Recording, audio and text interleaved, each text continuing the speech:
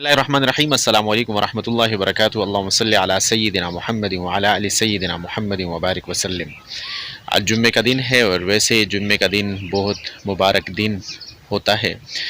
जुम्मे के दिन के आमाल और दिन के आमालों से यानी आमाल सालिहा से उसका अजर व सवाब ज़्यादा होता है। लेकिन आज मैं जुम्मे के दिन का एक खुसूसी अमल जिसकी बड़ी बरकत और फजीलत है उसके बारे में आप लोगों से गुफ्तगू करना चाह रहा हूँ। अल्लाह ताला सुनने वालों और बोलने वालों दोनों को इस पर अमल करने की तौफीक अता फ़रमाए और इसके नतीजे में अल्लाह ताला अपनी रज़ा की बड़ी नेमत और दौलत हम सबको अता फ़रमाए।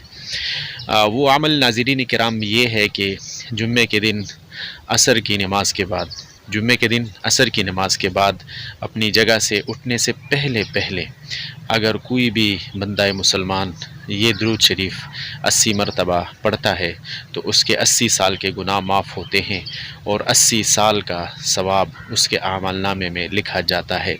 वो दुरूद शरीफ बहुत आसान और बहुत ही प्यारा दुरूद शरीफ है। वो दुरूद शरीफ ये है, अल्लाहुम्मा सल्लि अला मुहम्मदिन नबिय्यिल उम्मी व अला आलिहि वसल्लिम तस्लीमा।